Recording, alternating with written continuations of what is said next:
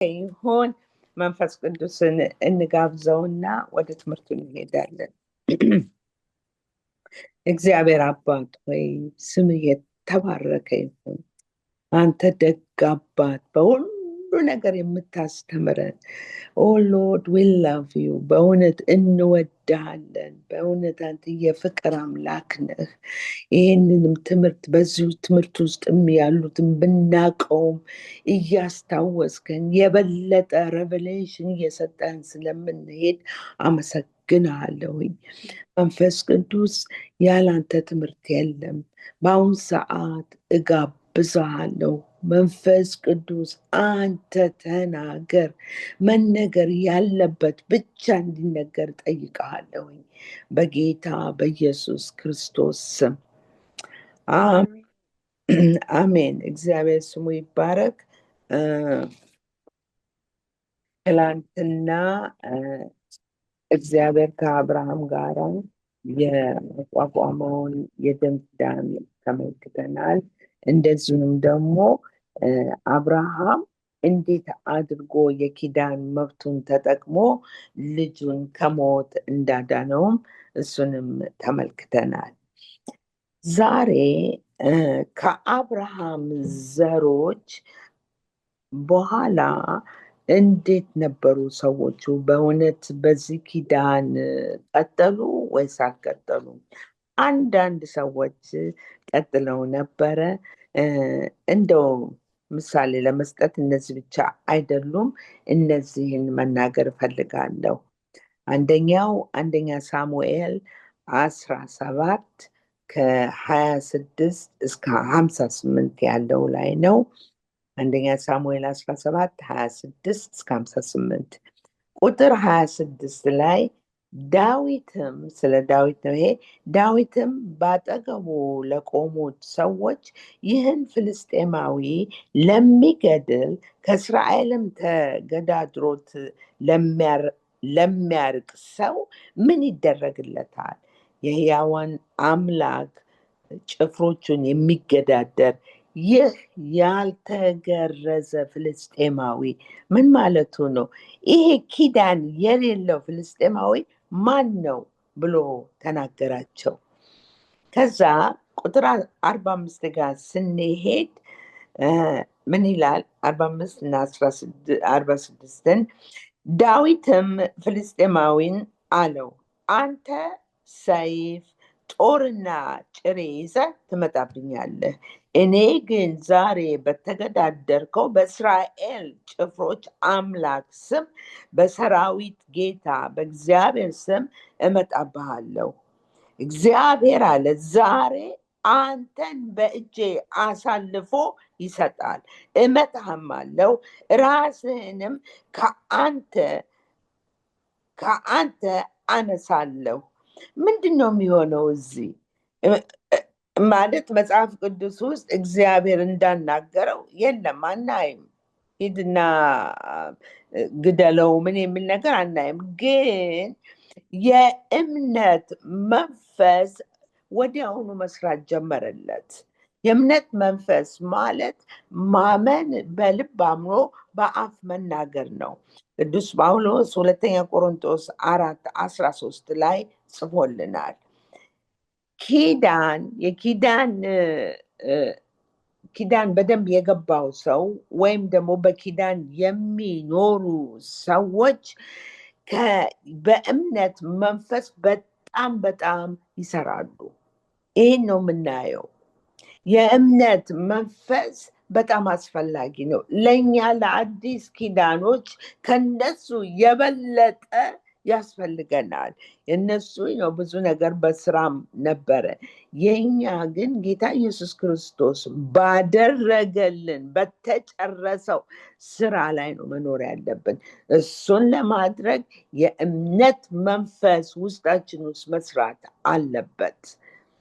እግዚአብሔር ይመስገን። ስለዚህ ይህንን ካለ በኋላ የፍልስጤማውያንን ሰራዊት ሬሶች ለሰማይ ወፎችና ለምድር አራዊት ዛሬ እሰጣለሁ አለ። ተመልከቱ ምን እንደሚናገር።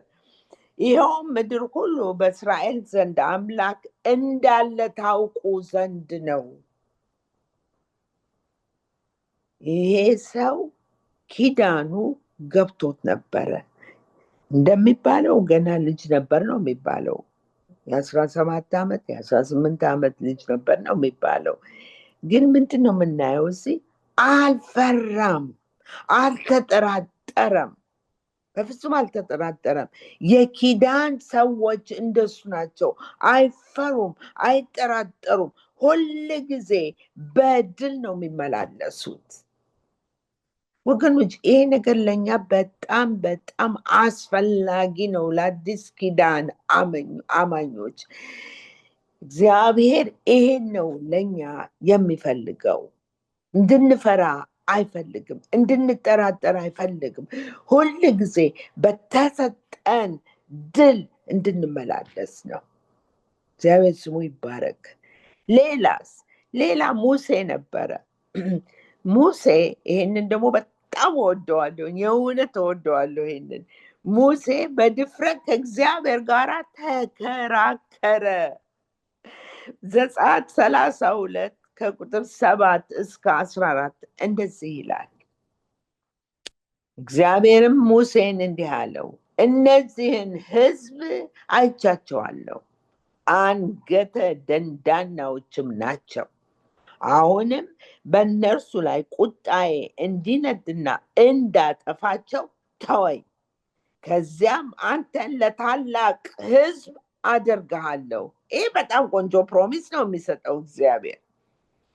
ነገር ግን ሙሴ የአምላኩን የእግዚአብሔርን ቸርነት ፈለገ፣ እንዲህም አለ፣ እግዚአብሔር ሆይ በታላቅ ስልጣንህና በኃያል ክንድ ከግብፅ ባወጣኸው ሕዝብ ላይ ቁጣህ ለምን ይነዳል?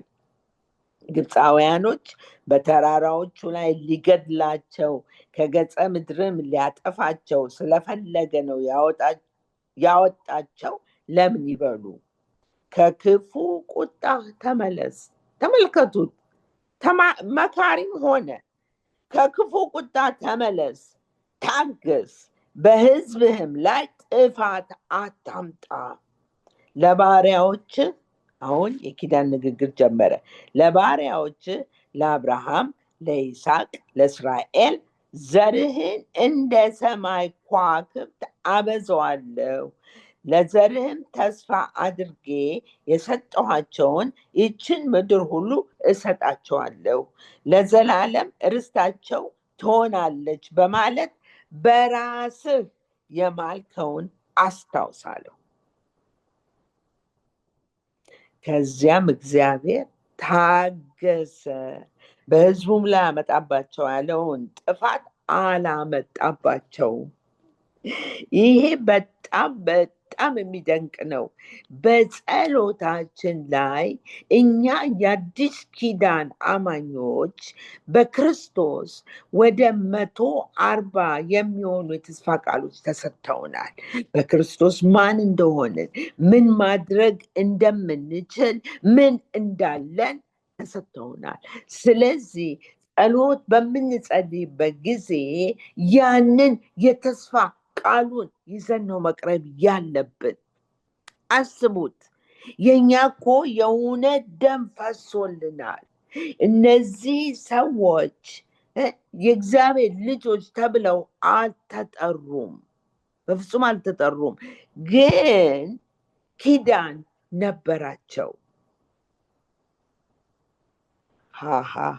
እንደውም እንደዚህ የሚል ትምህርት አለ ስለ ጸሎት ስንማር ምን አሉን?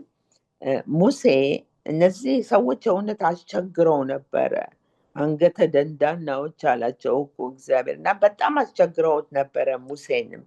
ግን ሙሴ ለነሱ የጸለየላቸው ልክ ከዚህ በፊት ተራራው ላይ ለ40 ቀን ወጥቶ ነበር።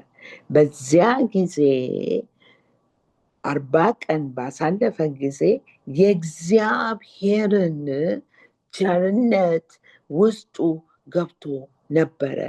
እግዚአብሔር ያለውን ነገሮች በሙሉ በብዛትም ባይሆን በእግዚአብሔር በፈቀደው ተካፍሎ ነበር።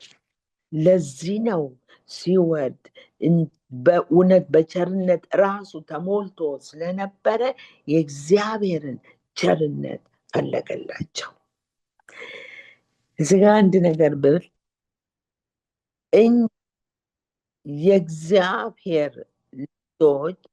የእግዚአብሔር ልጆች ምንድን ነው ማድረግ ያለብን? በእውነት ራሳችንን ኮምፕሊትሊ ሰሬንደር ማድረግ መማር አለብን።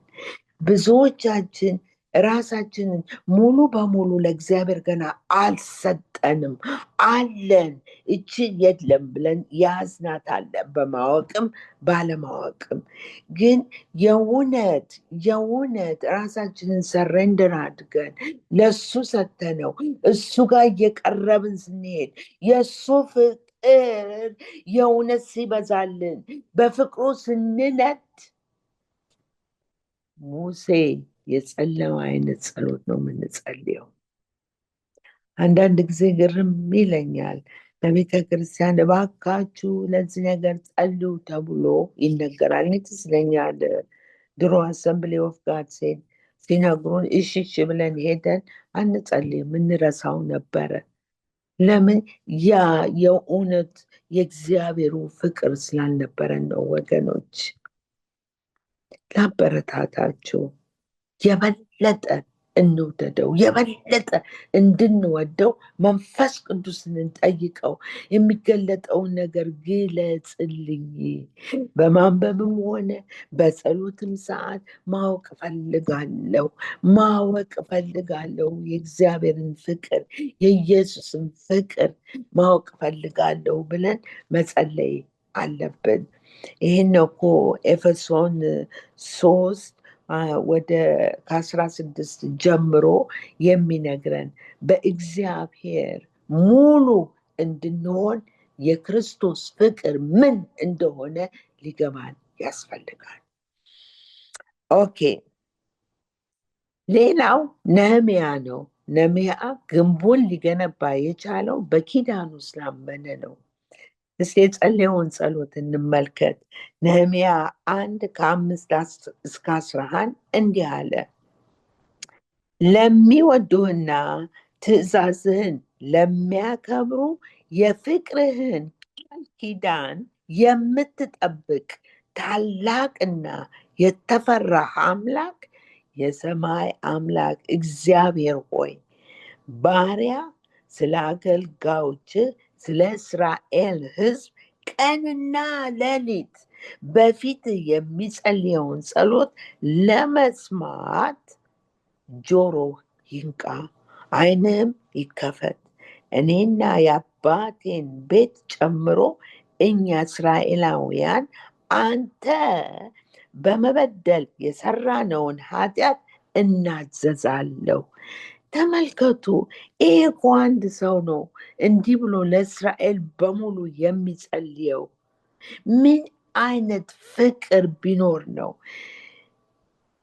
የሁላችሁ ወገኖች፣ የእውነት የእግዚአብሔር እውነተኛው ፍቅር ከሌለ እንደዚህ ለአገር ወይ ለሰው እውነተኛ የሆነ ጸሎት አናቀርብም። ለምን? እኛ ባይ ኔቸር ሰልፊሽ ስለሆነ። እዛ ምን አለ? በአንተ ላይ እጅግ ክፉ ስራ ሰርተናል። ለባሪያህም ለሙሴ የሰጠኸውን ትእዛዝ ስርዓትና ሕግ አልጠበቅንም። ለባሪያ ለሙሴ እንዲህ ስትል የሰጠኸውን ቃል አስብ። ታማኞች ካልሆናችሁ በአሕዛብ መካከል እበትናችኋለሁ። ወደ እኔ ብትመለሱ፣ እንግዲህ በትኗቸው ነበር። ይሄ ሰውዬ በሚጸልይበት ጊዜ ኦልሬዲ ተበትነው ነበር።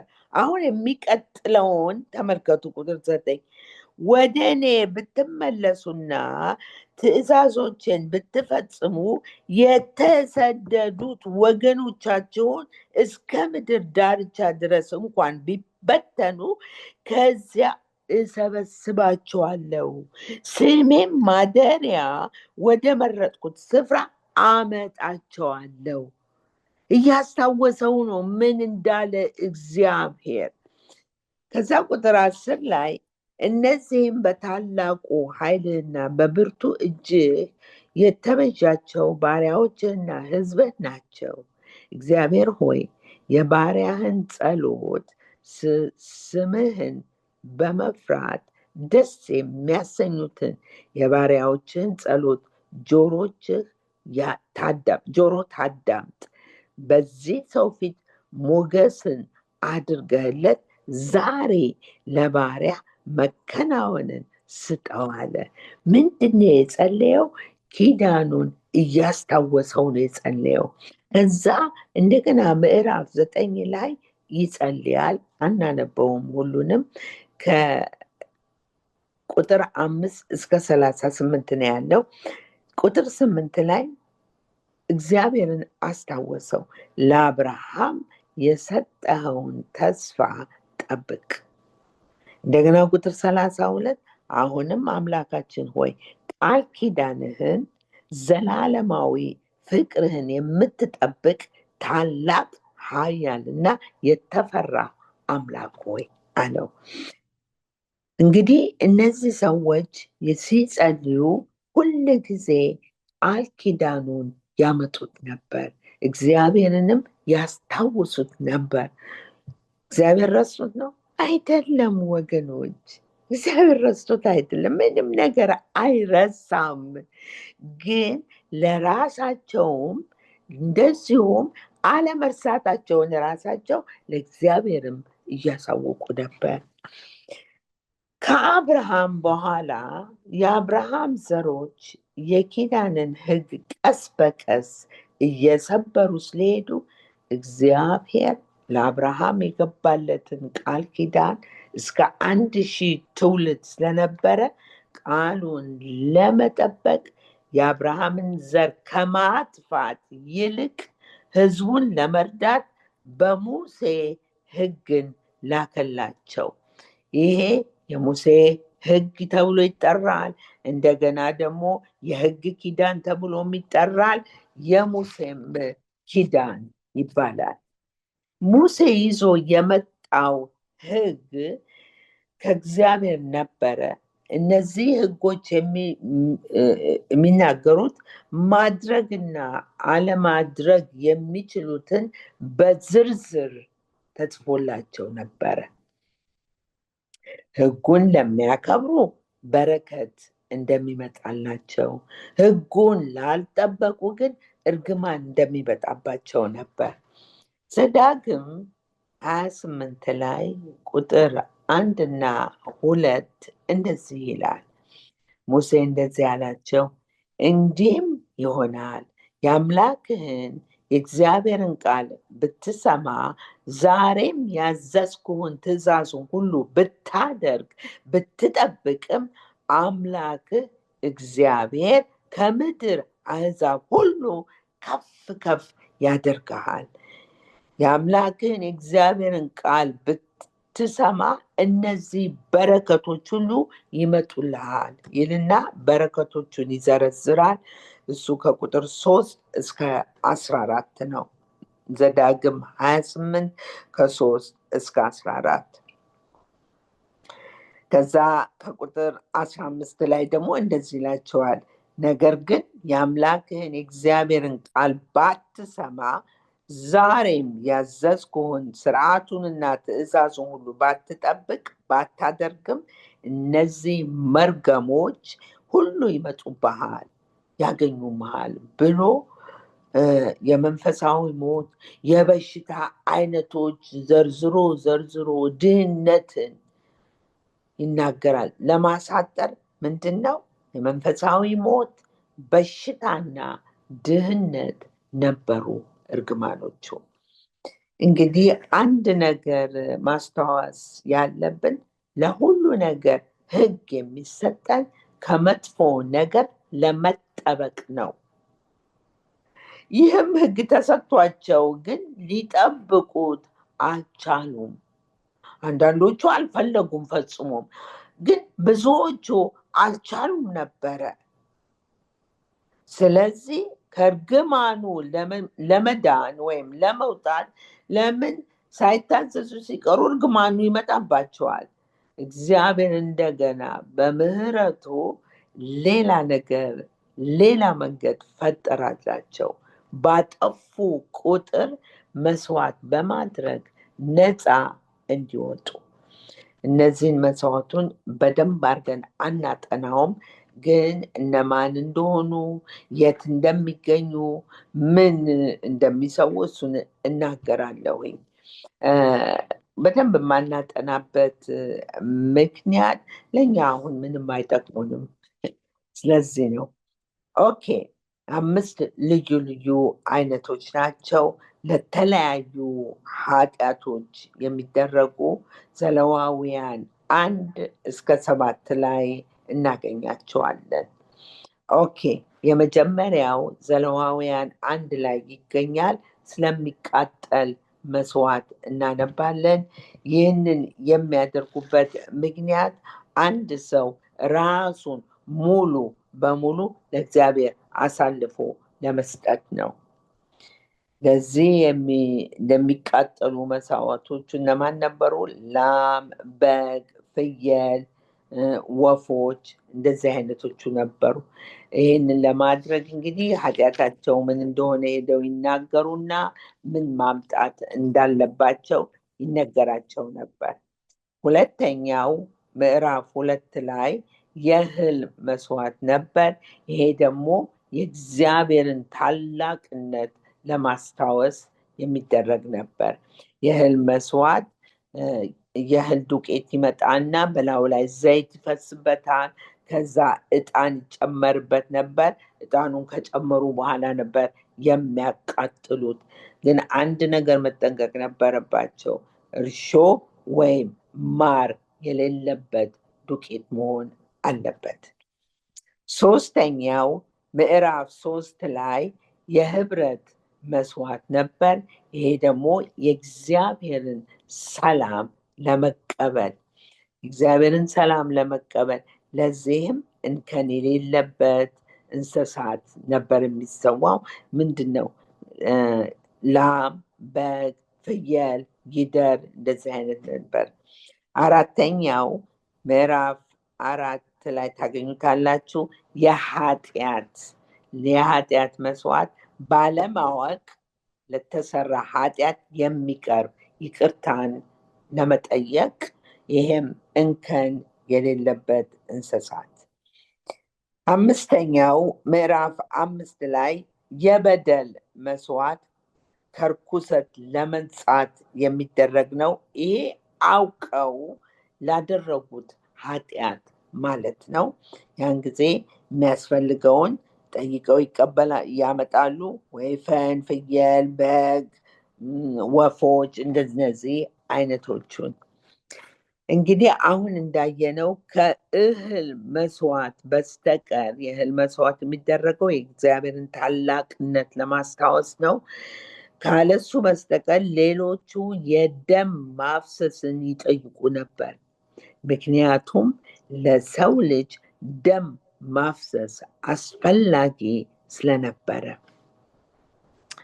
በሙሴ ሕግ የበሬና የበግ ደም ኃጢአታቸውን ሸፈነላቸው እንጂ አላጸዳቸውም። በኋላ እናገራለሁ ምን እንዳረጋላት እንደዚህ ስለሆነ ምን መጣባቸው።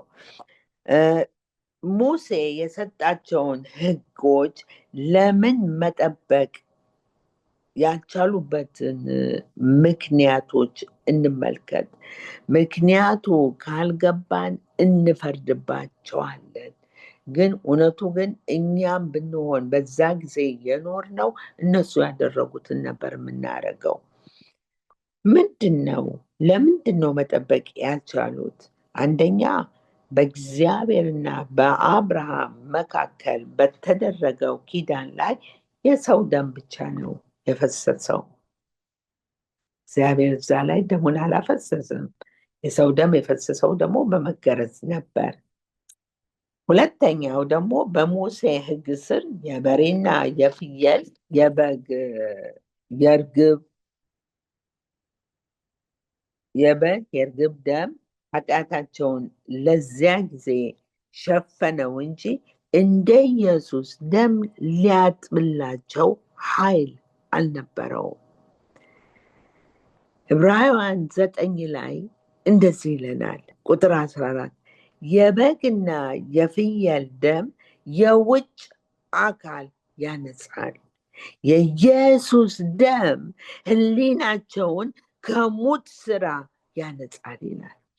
ወገኖች እኛ ጌታ ኢየሱስ ክርስቶስን እንዳዳኝ የተቀበልን ሰው እንኳን ብንገድል ማለት ነው፣ የእግዚአብሔር ቃል የገባው ሰው አይገልም፣ ግን አዲስ ክርስቲያን ነው እንበል።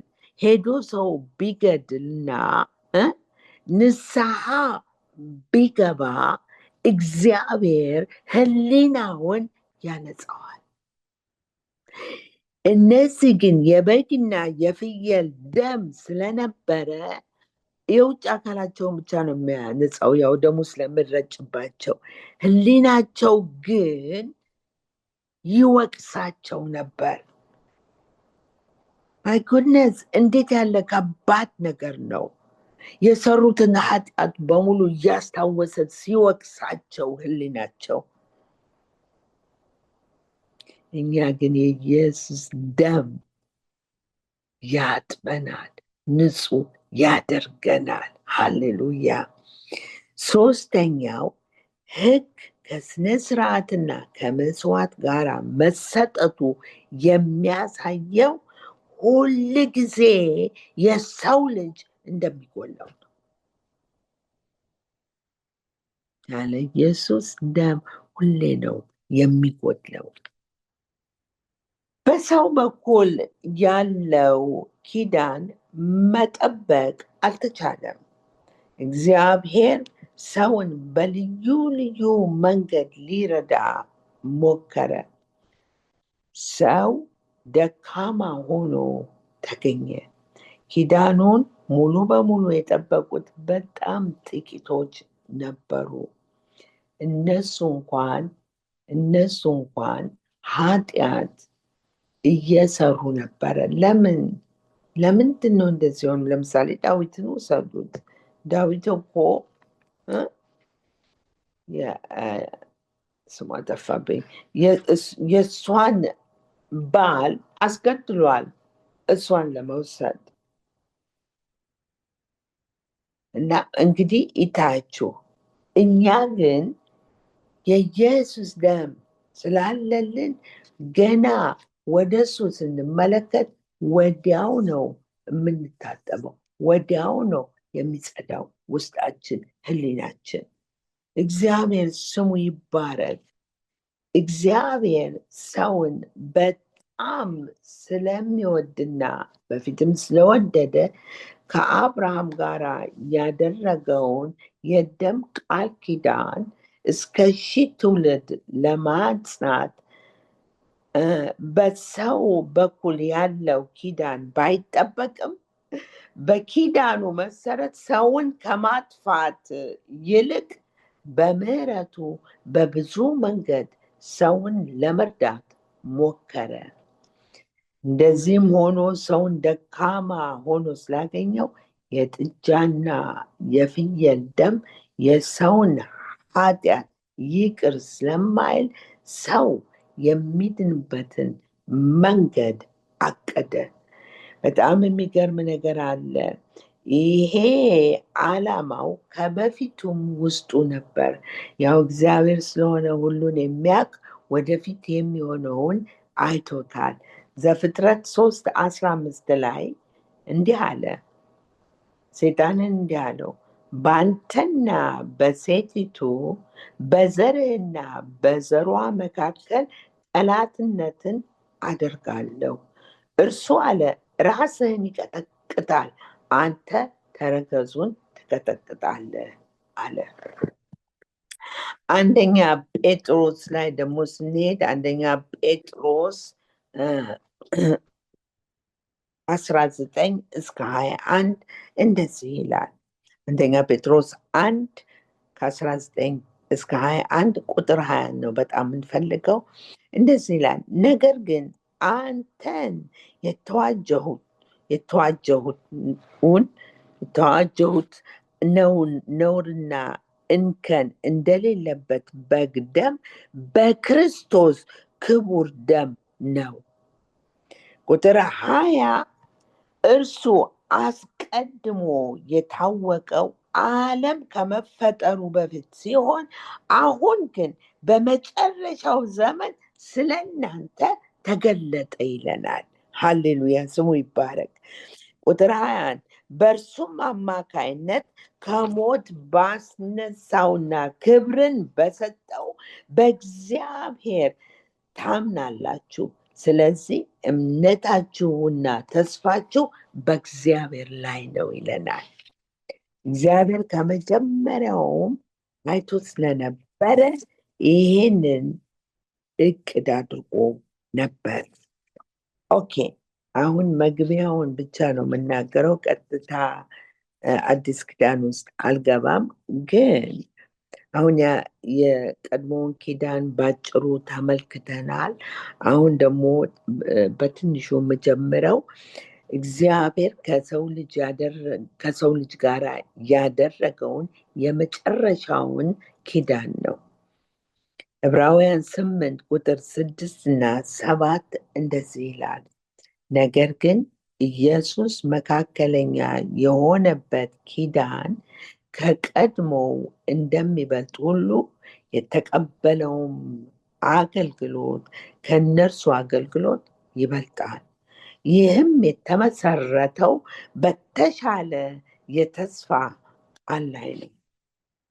ቁጥር 7 የመጀመሪያው ኪዳን ምንም ጉድለት ባይገኝበት ኖሮ ለሁለተኛው ስፍራ ባልተገኘ ነበር ይላል። እግዚአብሔር ይመስገን በዚህ ጊዜ መወለዳችን። ለምንድን ነው አዲሱ ኪዳን የተሻለበት ምክንያት? ዕብራውያን 8 እስከ 10 ላይ ታገኙታላችሁ ማንበብ ከፈለጋችሁ። ግን በአንደኛ በአዲሱ ኪዳን ላይ የኢየሱስ ደም የእግዚአብሔር ልጅ ስለሆነ የእግዚአብሔርም ደም ማለት እንችላለን ስለፈሰሰ ነው። በአሮጌው ኪዳን በመጀመሪያ የሰው ደም ፈሰሰ፣ እሱም በመገረዝ። በሙሴ ሕግ ላይ የእንስሳት ደም ፈሰሰ። የሰውም ደም የእንስሳትም ደም የሰውን ኃጢአት ሊያጥብ አልቻለም። ለምን? ጉድለትና ድካም ስለተገኘበት። የኢየሱስ ደም ቅዱስ፣ ንጹህ፣ ጉድለትና ድካም የሌለበት ሙሉ በሙሉ ኃይል ያለው ሆኖ ተገኘ። እግዚአብሔር ስሙ ይባረክ። የኢየሱስ ደም አሁን እንኳን በእምነት ስንረጨው ይሰራል። ሃሌሉያ። ሁለተኛው ጌታ ኢየሱስ ከተወለደ ጀምሮ እስከተሰቀለ ድረስ የቃል ኪዳኑን አልሰበረም ነበር። ትዝ ይላችኋል። ጌታ ኢየሱስ ክርስቶስ የአብርሃምን ኪዳን ስናጠና በዛ በተከፈለው ደም ውስጥ እግዚአብሔር አብና አብርሃም ነበር ማለፍ የነበረባቸው። ግን አብርሃምን እንቅልፍ ለቀቀበትና እግዚአብሔር አብና ጌታ ኢየሱስ ናቸው በዛ ውስጥ ያለፉት። የመጽሐፍ ቅዱስ አዋቂዎች እንደዚህ ይሉናል፣ በዚያን ጊዜ ነው እግዚአብሔር አብና እግዚአብሔር ወልድ ኪዳን የገቡት ይላሉ። ጌታ ኢየሱስ ክርስቶስ ምድር ላይ ሲመጣ ፍጹም አምላክ ፍጹም ሰው ሆኖ ነው የመጣው። ግን እዚህ ምድር ላይ የተመላለሰው ፍጹም ሰው ሆኖ ነው። ያንን እግዚአብሔርን ደም ይዞ ነበረ። ግን በስጋው ፍጹም ሰው ሆኖ ነው የተመላለሰው። ለምን? ለኛ ምሳሌ ለመሆን። ዕብራውያን 4:15 ላይ እንደዚህ ይለናል፣ በድካማችን የማይራራልን ሊቀ ካህናት የለንምና፣ ነገር ግን እንደኛ በማንኛውም ነገር የተፈተነ ሊቀ ካህናት አለን።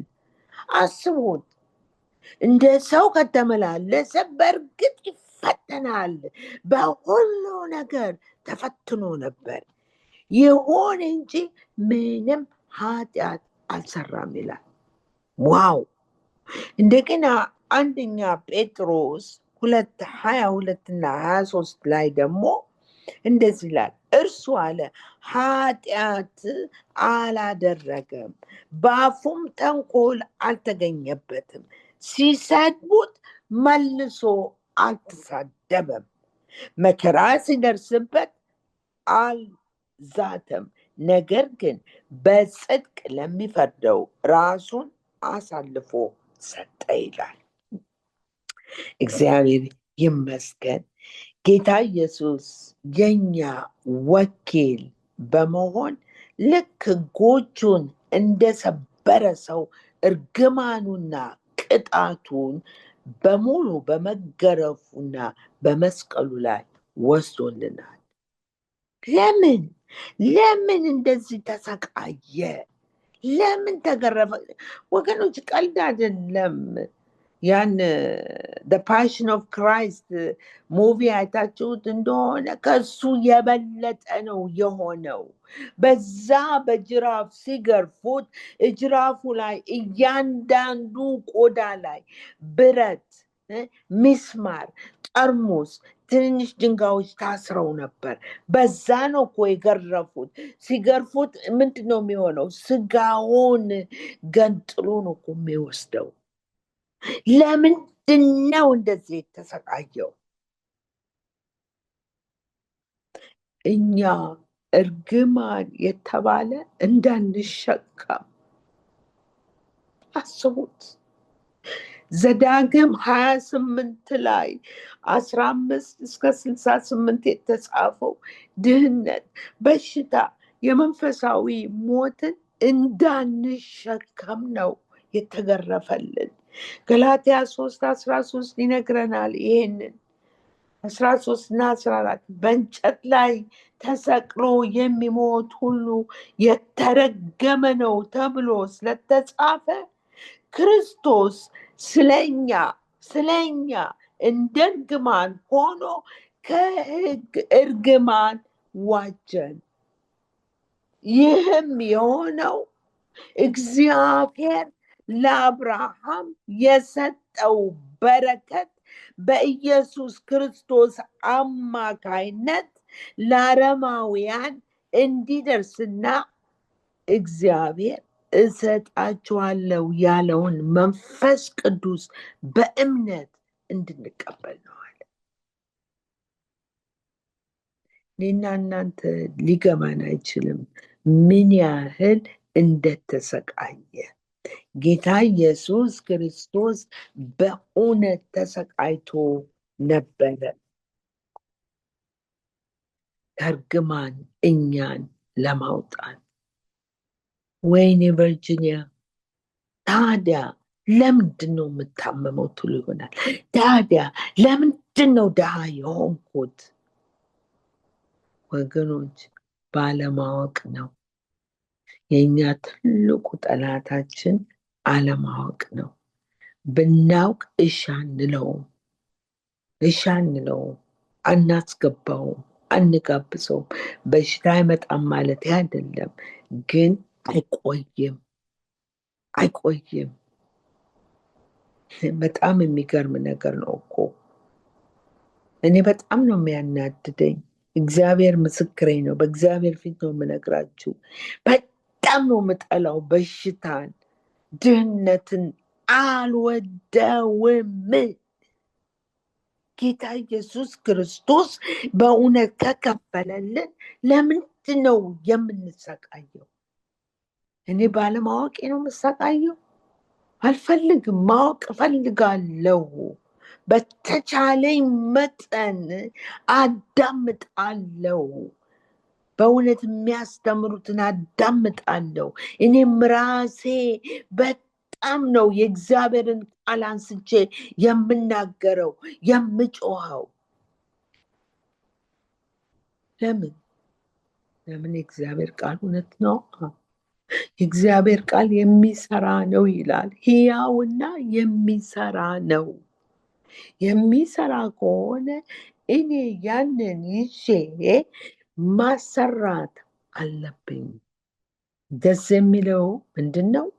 ማመን ብቻ ነው። ማመን ነው፣ ሌላ ነገር የለውም።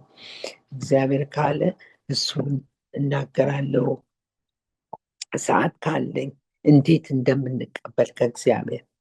ከዛ ደግሞ ምን አለ? እግዚአብሔር የሰጠንን መንፈስ ቅዱስ በእምነት እንድንቀበል ነው። ወገኖች እኛ ያለ መንፈስ ቅዱስ ምንም ማድረግ አንችልም።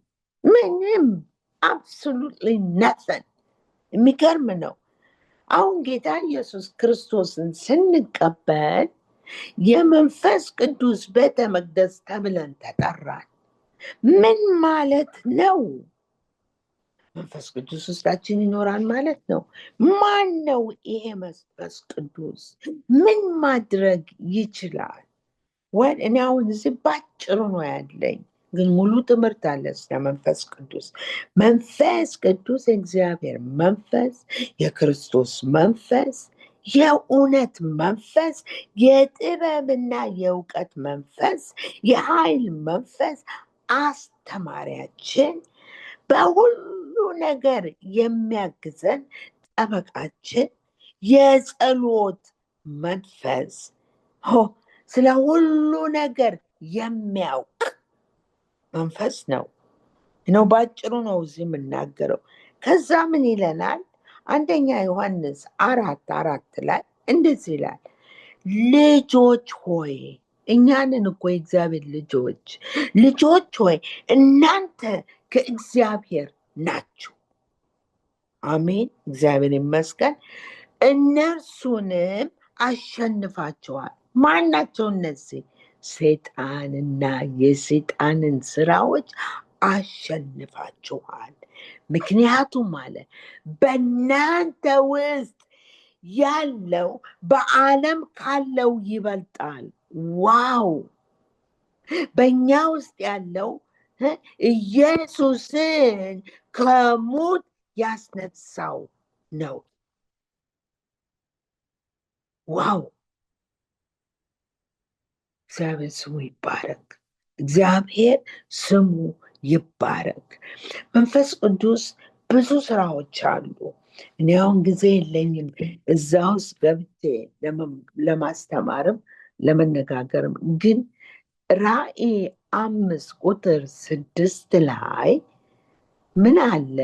በዙፋኑና በአራቱ እንስሶች መካከል በሽማግሌዎች መካከል እንደታረደ በግ ቆሞ አየሁት። 7 ቀንዶችና 7 ዓይኖች ነበሩ። እነርሱም ወደ ምድር ሁሉ የተላኩ የእግዚአብሔር መናፍስት ናቸው ይላል። ባጭሩ እነዚህ 7ቱ የእግዚአብሔር መናፍስት ይለዋል እዚህ ላይ መንፈስ። እነዚህ እነማን ናቸው? የመንፈስ ቅዱስ መግለጫዎች ናቸው። እነዚህ ወደ ምድር የተላኩ ናቸው። ለምን? አንደኛ ከኛ ጋር ሆነው ለእኛ እንዲዋጉልን ነው። ብዙ ሰዎች ይህንን አይጠቀሙም። ለምን? ስለማያውቁት። ሁለተኛ የእግዚአብሔርን ኃይል ሙሉ በሙሉ ለቤተ ክርስቲያን የሚያሳዩ ናቸው። ሶስተኛ የመንፈስ ቅዱስ መግለጫዎች ወይም መገለጫዎች ተብለው ነው የሚጠሩት። አራተኛ እነዚህን 7ቱን የእግዚአብሔር መናፍስት የሚያስታውሱን እግዚአብሔር ሁል ጊዜ ከኛ ጋር እንደሆነና ለኛ እንደሆነ እስከ መጨረሻው የሚያስታውሱ ናቸው። አሁን እያንዳንዱን ወስደን አንማርም። እንደው ልጥቀስላችሁ ብዬ ነው። እነማን ናቸው? የሚገርማችሁ ነገር እነዚህ የመንፈስ ቅዱስ መግለጫዎች ኦፖዝ የሚያደርጋቸው የሰይጣን መናፍስቶችም አሉ። ኦኬ፣ እነማን ናቸው? አንደኛ የትንቢት መንፈስ ነው።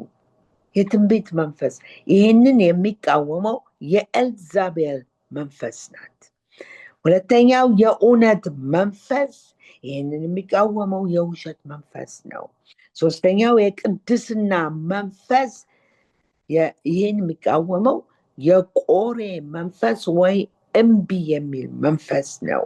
አራተኛው የህይወት መንፈስ፣ ያን የሚቃወመው የሞት መንፈስ ነው። አምስተኛው የልጅነት መንፈስ፣ ይህንን የሚቃወመው የፍርሃት መንፈስ ነው። ይህን ሰሞን ስለሱ ትንሽ እናገራለሁ። ከዛ የጸጋ መንፈስ አለ። ይህን የሚቃወመው የበዓል መንፈስ ነው። የመጨረሻው ሰባተኛው የክብር መንፈስ አለ። ይህን የሚቃወመው የሌዋታን መንፈስ ነው። ወገኖች እነዚህ ነገሮች ማወቅ አለብን። ለምን?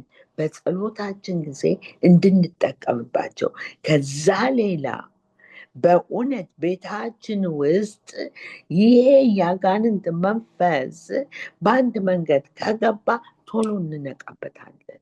ስለዚህ እናባረዋለን፣ በኢየሱስ ስም እናባረዋለን። እግዚአብሔር ስሙ የተባረከ ይሁን ይህንን ስላደረገልን። በጣም የሚገርም ነገር ደግሞ ጌታ ኢየሱስ ክርስቶስ ዮሐንስ 16 ላይ ተናግሯል። ምንድን ነው ያለው? ዮሐንስ 16 ቁጥር 13 እስከ 15 ላይ የእውነት መንፈስ በመጣ ጊዜ ወደ እውነት ሁሉ ይመራችኋል። አስቡት፣ መንፈስ ቅዱስ ወደ እውነት የሚመራን ነው። እርሱ ከራሱ አይናገርም፣ የሚሰማውን ብቻ ይናገራል፣ እንዲሁም ወደፊት ስለሚሆነው ይነግራችኋል። የኔ ከሆነው ወስዶ እንድታውቁ በማድረግ ያከብረኛል። የአብ የሆነው ሁሉ የኔ ነው። እንግዲህ ከኔ ከሆነው ወስዶ እንድታውቁ ያደርጋል ያልኳችሁ ለዚህ ነው።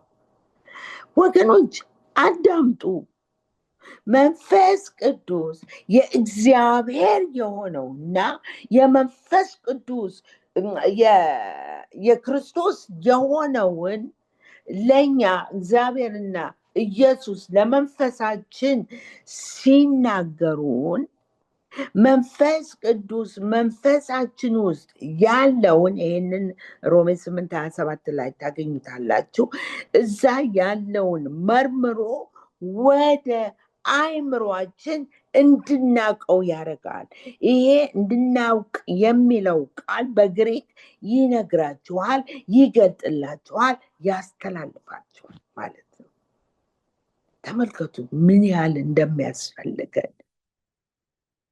እኔ አላውቅም ነበረ። የእውነቴን ነው የምላችሁ። በሄድበት ቤተክርስቲያን ብዙም በቃ በመንፈስ ቅዱስ ተሞሉ ነው እንጂ ይሄ ነገር አላስተማሩኝም።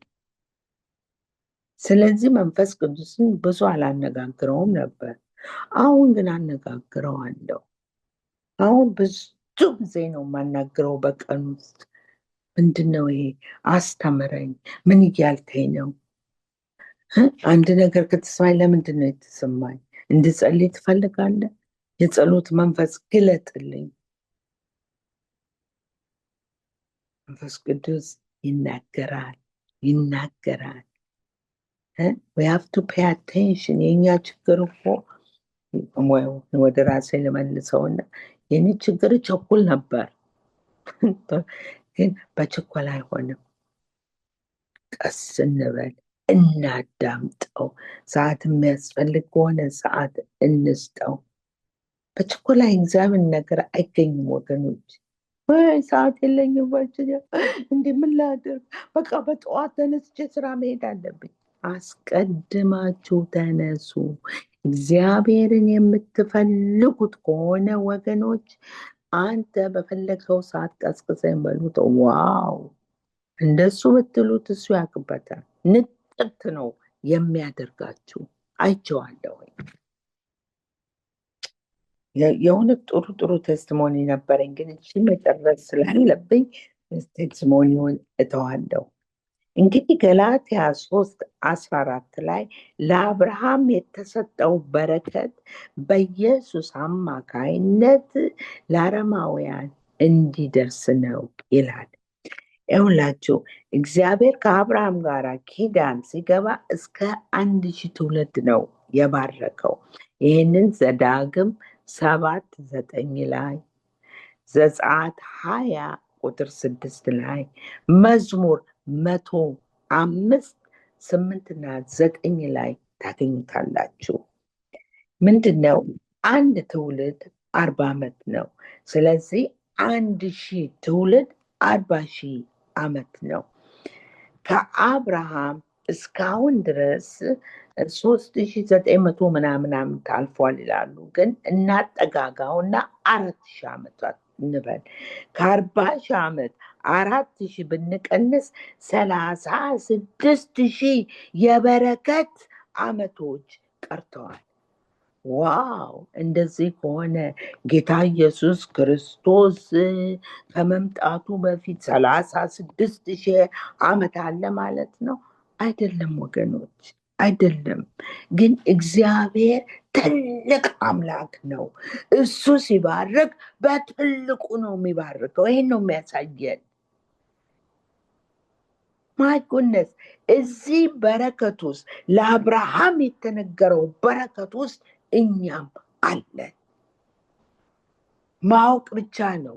ካወቅነው በኋላ ያው በዚህ በምላሳችን ሕይወትን እየተናገርን መጥራት ነው።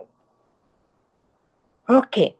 ሁለተኛው ቅጣትና እርግማኑን የተቀበለው ሰይጣን በኑሯችን ላይ ሊያመጣ የሚችለውን በሙሉ ኢየሱስ በመገረፉና በመስቀሉ ከፍሎታል። አንደኛ ዮሐንስ 3:8 ላይ ምንድን ነው የሚለው? የእግዚአብሔር ልጅ የተገለጠው የዲያብሎስን ስራ ያፈርስ ዘንድ ነው ይላል። ወገኖች፣ የዲያብሎስ ስራ ፈርሷል፣ አልቋል። ያለቀ ነገር ነው። ታዲያ ለምንድን ነው እሱ እኔን የሚፈታተነኝ? ስለማናውቅ። ካላወቅን ይጫወትብናል። ካወቅን ግን አይችልም፣ አይችልም ወገኖች። ኖ ብለን ማባረር አለብን። የዲያብሎስ ስራ ምንድን ነው አለ ጌታ ኢየሱስ ዮሐንስ 10:10 ላይ? ሌባው አለ ሊሰርቅ ሊገድልና ሊያጠፋ ብቻ ነው የሚመጣው።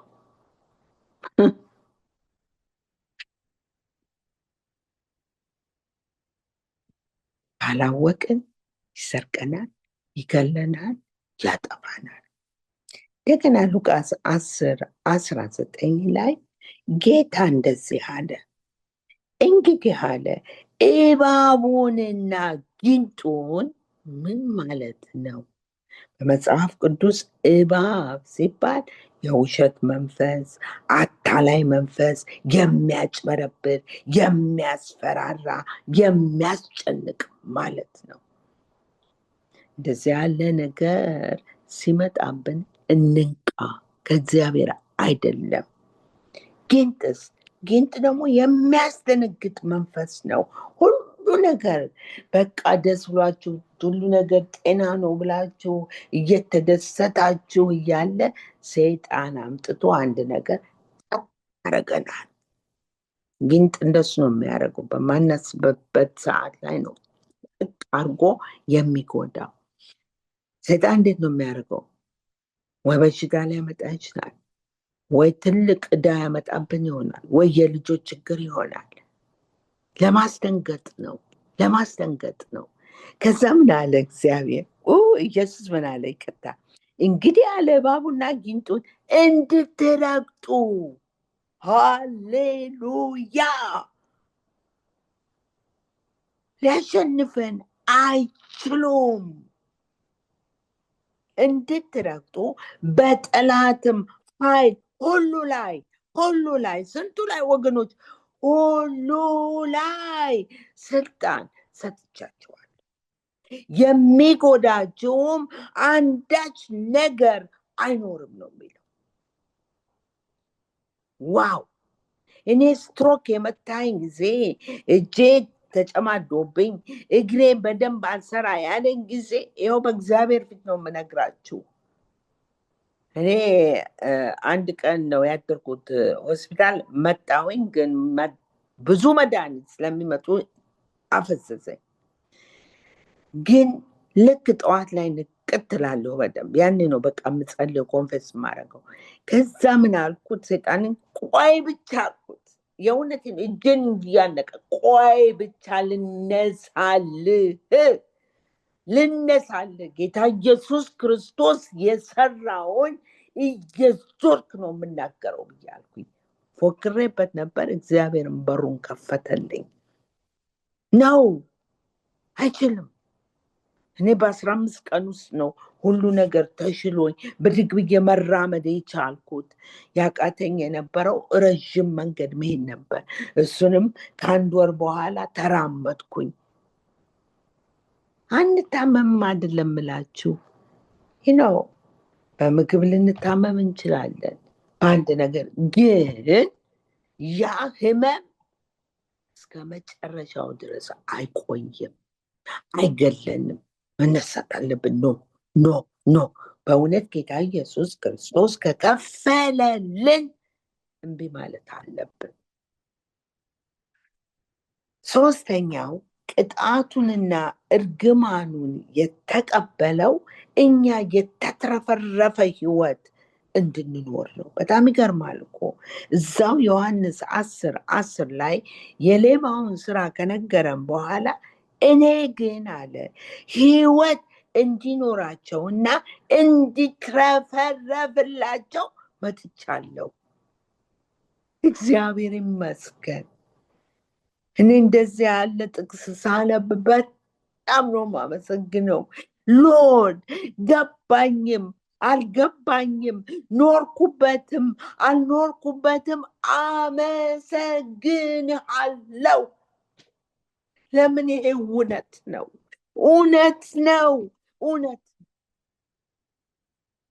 የተትረፈረፈ ህይወት እንዲኖረን ነው የመጣው። የተትረፈረፈ ሲባል ዝም ብላችሁ ብርን አይደለም፣ መኪና ቤትን ማሰብ አይደለም። በሁሉ ነገር የተትረፈረፈ ህይወት እንዲኖረን ነው። እኛ እኮ የክርስቶስ አምባሳደሮች ነን። ክርስቶስ በእኛ ውስጥ ነው መታየት ያለበት። ሃሌሉያ። ሮሜ 8:17 ልጆች ከሆን ወራሾች ደግሞ ነን፣ የክብሩ ተካፋዮች እንሆን ዘንድ በእርግጥ የመከራው ተካፋዮች ነን። እኔ መከራ ሲባል አልወድም። ይህንን በደንብ አጠናሁት። ነገሩ ለስጋችን እምቢ ስንል ነው መከራው። ለምን? ይሄ ስጋ ሁሉን ነገር መሞከር ይፈልጋል፣ መንካት ይፈልጋል። እኛን ደግሞ ምን ተብለናል? ግደሉት፣ የስጋን ስራ ግደሉት ተብሏል። ወገኖች ጊዜ ይፈጃል፣ ግን ይቻላል መግደል። በሁሉ ነገር መግደል አለብን የስጋን ስራ። የእግዚአብሔር ወራሾች ከክርስቶስ ጋር አብረን ወራሾች ነን ተብለናል። ዋው! ገላትያ 3:29 ላይ ደግሞ የክርስቶስ ከሆናችሁ እናንተ የአብርሃም ዘር ናችሁ፣ እንደ ተስፋውም ቃል ወራሾች ናችሁ። ሃሌሉያ! እኛ የአዲስ ኪዳን አማኞች የአብርሃምን በረከትና በክርስቶስ የተሰጠንን ወርሰናል። የኛ ነው። ሁሉም ነገር በእግዚአብሔር ጸጋ በሆነው በክርስቶስ ተሰጥቶናል። ወገኖች ይሄ ሁሉ ነገር ውስጥ ተጽፎልናል። የወረስነው በሙሉ እዚህ ውስጥ አለ። ካላነበብነው ካላጠናነው ልናውቅ አንችልም። እሑድ ብቻ ቤተክርስቲያን ሄደን ፓስተሩ ስላስተማረ ያችን ብቻ ይዘን ይሄንን የድል ህይወት እንኖራለን ብንል ተሳስተናል። መግባት አለብን። ቃል ውስጥ ማወቅ አለብን። ወርሰናል ነው የሚለን። እግዚአብሔር ስሙ ይባረክ። አንድ የእውነት ታሪክ ልንገራችሁ።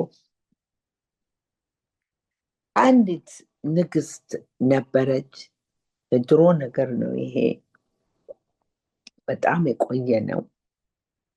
እቺ ንግስት አንድ አሽከር ነበረቻት። ከልጅነቷ ጀምሮ እቺ ሴት ከንግስቲቷ ጋር ኖራለች። በሁሉ ነገር የምትታዘዛት ናት። እያረጁ ሲሄዱ ንግስቲቷ መጀመሪያ ሞተች። በኋላ እችን የንግስቲቱን አሽከር ምን አሏት? እንግዲህ ከእንግዲህ ወዲህ ስራ እዚህ ላንቺ የለም፣ ንግስቲቷም ሞታለች እና በሰላም ልናሰናብትሽ ነው የምንፈልገው ብለው አሰናበቷል። እሷ እሺ ብላ ሄደች። ስትወጣ ምንም ነገር ስለሌላት እጇ ላይ ያለውን ያው ደሞዟ ሲከፈላት የነበረውን በሱ በጣም ትንሽ ቤት ትከራይና ስራ ትፈልግና ታገኛለች። ያገኘችው ስራ ልብስ ማጠብና መተኮስ ነበረ። እሱን እየሰራች እኔ እንጃ ስንት ጊዜ እንደተቀመጠች፣ ከዓመት በላይ ይሁን አላቅም። አንድ ቀን አንድ ሪፖርተር መጣ እና ላናግርሽ ፈልጌ ነው አላት። በኋላ ምንድን ነው ስትለው ለንግስቲቷ ብዙ ዓመት አብረሻት ኖረሽ ስለነበረ ስለ እሷ ልጽፍ ስለፈለግኩኝ አንዳንድ ነገር ልጠይቅሽ ነው አላት። እሺ አለችው። ሲጠይቃት የምትነግረው ሁሉ እንዴት ያለች ጥሩ ሴት እንደነበረች ነው። በጣም ጥሩ የምታስብላት ምናምን ብላ። በኋላ ሪፖርተሩ ተናደደ። አንቺ ይህን ሁሉ የምትይኝ ምን ትታልሽ ሞተች አሏት። ያን ጊዜ አይ እኔ ምንም አልተወችልኝም አለች። የሰራሁበትን ያው ተከፍሎኝ ነው የወጣሁት አለች። ምንም ነገር አልተወችልሽም? አይ አልተወችልኝም። እና በጣም ተረበሸ ይሄ ሰውዬ። ኦኬ ስትወጪ ምን ሰጡሽ አላት። ስወጣ አሰበችበትን። አንድ ወረቀት ሰጥተውኛል ሰርቲፊኬት ብለው እኔ እሱን በፍሬም አድርጌ ሰቅጌዋለሁ አለች። አምጪው አላት። ከመኝታ ቤት አመጣችና ሰጠችው። ከንትን ውስጥ አወጣውና ካነበበ በኋላ ቀና ብሎ አያትና አንድ ነገር ልጠይቅሽ አላት። ማንበብ አትችይም አላት። አይ አልችልም። ሌላ ሰው ሄደሽ አላስነበብሽውም? አይ አላስነበብኩትም። ኦኬ ለአንድ ሳምንት ልበደርሽ ይሄንን እና ይዤልሽ እመጣለሁኝ አላት። ኦኬ ወሰደዋለች። እሷ በቃ ምንም ነገር እንትን አልመሰላትም። ይወስድና ተመልሶ ከአንድ ሳምንት በኋላ ይመጣና ምን ይላታል? በእውነት ንግስቲቷ ትወድሽ ነበር፣ አንድ ቤቷን ትታልሻለች። ይሄ እዚህ ላይ የተጻፈው እሱ ነው። ከዛ ሌላ በዛን ጊዜ አስቡት 1,000,000 ፓውንድ ትታልሻለች የሞተችው። ከእንግዲህ ወዲያች ምን መስራት የለብሽም፣ እዛ ቤት ገብተሽ ብዙ ሰው ቀጥረሽ መኖር ትችላለች። ወገኖች እኛ እኮ እንደሱ ነው የሆነው። ብዙ ክርስቲያኖች እዚህ ውስጥ የተጻፈውን አይደለም የሚኖሩት ስጋቸው የሚለውን ነው። የሚያሳያቸውን የሚሰማውን ነው። እግዚአብሔር ቃል ግን የሚለን በቃሌ ኑሩ ነው የሚለው። 1 ዮሐንስ 4:9 ላይ በትክክልም ባልጠቅሰው የእግዚአብሔር አንድ ልጁን የሰጠን በሱ እንድንኖር ነው ይላል። 1 ዮሐንስ 4:9 ላይ ወገኖች አይዶኖ ስንት ሰው እንደገባ ላበረታታችሁ 2026 በይበልጥ እሱን ለማወቅ በቃል ውስጥም ለማወቅ እንደገና ደግሞ በጸሎትም ለማወቅ መንፈስ ቅዱስን አስተምረኝ ምንድነው ማወቅ ያለብኝ እያልን በጣም መጠየቅ አስፈላጊ ነው። ለምንድነው እግዚአብሔር የፈጠረኝ? ወገኖች ሁላችንም ይሄን ነው እኮ የሚናገረው መዝሙር 139 ቁጥር 16 ላይ ነው መሰለኝ። ቁጥር 16 ላይ ይነግረናል፣ ወይ ከቁጥር 13 እስከ 16 አንብቡት። ምንድነው የሚነግረን? እግዚአብሔር በራሱ ዓላማና እቅድ አርጎ ነው የፈጠረን። ሁላችንም ያ ተደርጓል ውስጣችን። ምንድነው? ለምን ተፈጠርኩ? እኛ በቃ የምናስበው ሁል ጊዜ ለልጆቻችን እንኳን በቃ ዶክተር መሆን አለብን። ወገኖች እግዚአብሔር ውስጡ እሱን ካልከተተ ከንቱ ነው እንደሱ ማለቱ። የእውነት ከገባን ጸልየን ልጁም እንዲጸልይ አድርገን የእግዚአብሔርን ዓላማና እቅድ እንዲያውቅ ነው። እንደሱ ከሆነ ህይወቱ ፕሮስፐረስ ነው የሚሆነው። ብዙዎቻችን ያልተጠራንበት ቦታ ውስጥ እየገባን ነው ነገር የምናበላሸው፣ ፍራስትሬትድ ሆነን የምንኖረው። እግዚአብሔር ለሁላችንም አንድ ስራ አለው። ስሙ ይባረክ። እዚህ ጋ ቆማለሁኝ እና ዓርብ ዕለት እንቀጥላለን። አዲስ ኪዳን ውስጥ እንገባለን በደንብ። እግዚአብሔር ስሙ የተባረከ ይሁን። አባብዬ እናመሰግናለን። አንተ መልካም አባት ነህ። እኔ አላቅም ስንት ሰው መሀላችን ያንተ የሰጣቸውን ዓላማና ቅድም ማያውቁ። እባክህ አባቴ ሆይ ልባቸው ውስጥ እውነተኛ የሆነ የጸሎት መንፈስ ይግባ፣ መጸለይ ይቻሉ፣ መንፈስ ቅዱስን ያዳምጡት። አባባ ያዳምጡት። አንተ ሁል ጊዜ ትመልሳለህ። ስለዚህ አመሰግንሃለሁ። እንደምታረግም አምናለሁ በጌታ በኢየሱስ ክርስቶስ ስም አሜን።